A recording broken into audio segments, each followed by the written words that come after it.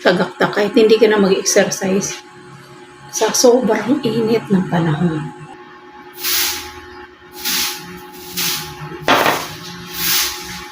Morning! Ayan ang ulam natin today ng umaga. Yan.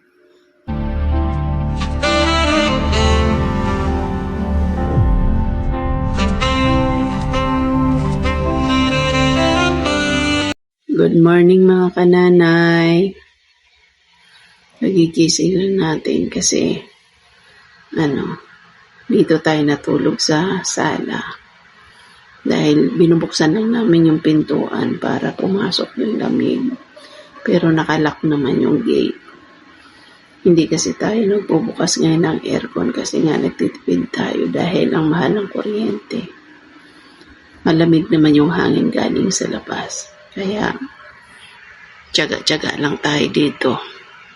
Wala kasi tayong pambayad ng kuryente. Morning! Ayan ang ulam natin today ng umaga. Yan. Ayan. Kumakain na si Ma'am Katuro. Kasi mga kasolo, mga kananay, kami po ay kumakain ng umagahan dahil nga hindi kami. Ayan. Kaya sa umaga kumakain kami ng kanin kasi nga hindi talaga kami kumakain ng tinapay. Mas maganda sa umaga kumain ka na ng kanin para pag ikaw ay galaw ka ng galaw, syempre, mas maganda ang kanin. Kasi busog ka talaga. Yun ang kinasanayan namin, kumain ng kanin sa umaga. Bago maggawa kung anong dapat gawin. Yan, ulam natin puset. Kain tayo. Tapos, siyempre, iinom din tayo ng ating mga maintenance. Sarap. Tapos, nakakamay ka. Si Ma'am Katuro.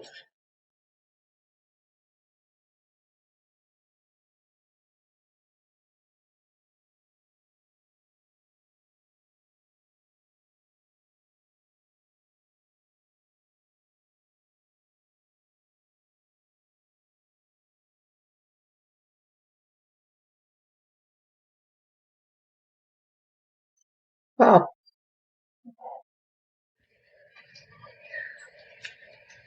Ano ito kakainin din? Dula.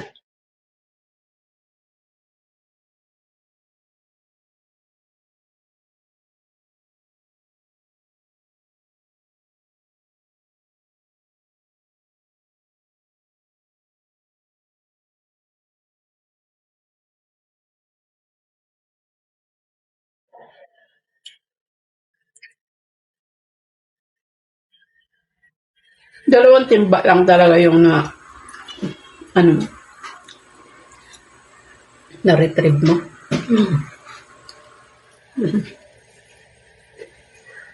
Kasi mga kasulong, si Ma'am Katuro, nagpapintura sila sa school. Ngayon, yung timba ng pintura may nanghingi sa amin. Kasi alam mo kung bakit? Maganda kasi yung timba ng pintura, makapal, tsaka hindi siya basa-basa nasisira. Kahit dito sa bahay, yun ang timba namin. Kasi pag bibili ka ng ordinaryong timba, ang bilis mabutas.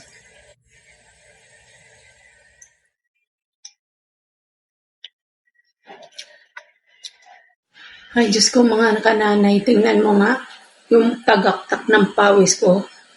Kakatapos ko lang kumain, pagkatapos naghugas. Naglinis-linis ng lababo. Tingnan mo, tagaktak kahit hindi ka na mag-exercise. Sa sobrang init ng panahon. Diba? Punas muna tayo ng pawis. Ito, damit kong hinubad. Diyos ko. Grabe. Init.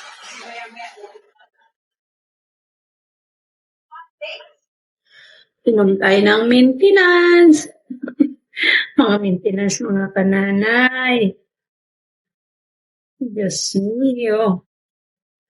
Ang ating itong klase. Araw-araw, ganun ang ating ginagawa. Kailangan kasi natin uminom ng gamot. Kasi meron tayong sakit. Grabe talaga mga paswelo.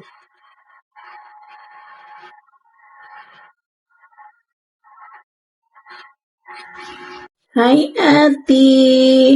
Gumagawa po siya ng assignment niya. Hi, Ate! Ganda-gandang prete-prete. Magawa siya ng assignment niya, mga kananay. Ganda-ganda yan. Maiiwan siya mag-isa dito. Kami ay may trabaho. Okay, bye-bye ate. Kumain ka dyan, ha? Alis tayo mga kasolo. Papunta tayo ng school. Marami tayong gagawin doon. Mga kananay, tayo'y aalis na. Papunta na tayo sa school.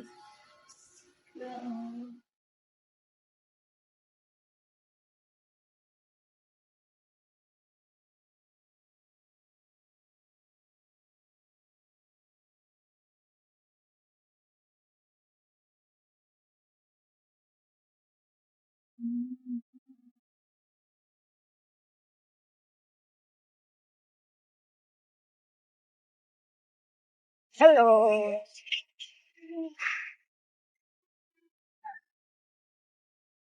Unti-unti din nahulog tong mga step.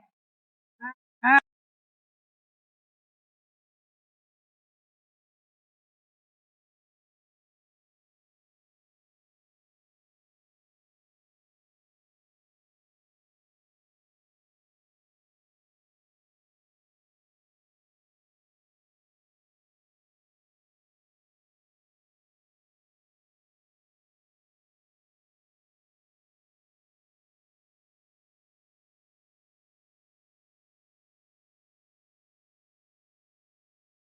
'Wag muna tayo magkakananay kasi napagod grabe.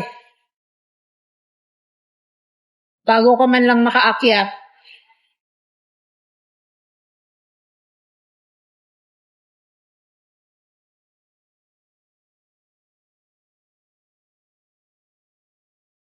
One, two, three, four, five, six, seven, eight, nine, 10, 20. Mga kananay, nakikita nyo may mga watawat kasi Independence Day ngayon. Kaya holiday, wala silang pasok, nandito pa rin kami sa school kasi may gagawin pa rin siya. Maglilinis siya, so sasamahan ko lang siya dito. Eh, nandito tayo. Ha?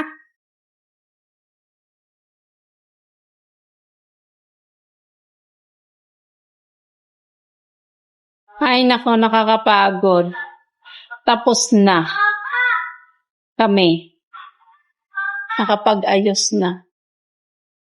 Mag-ayos lang naman kami ng mga libro.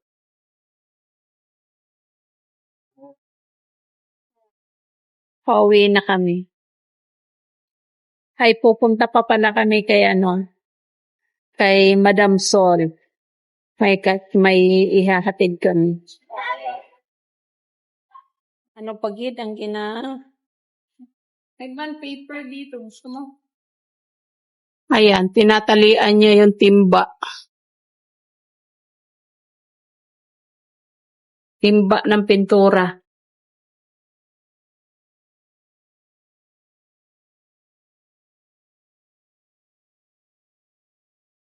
Andito na kami kay sa bahay ni Sol. Ayan tindahan niya, oh. Andoon siya kumuha ng gulay. Salamat mga kasulo. Bye-bye!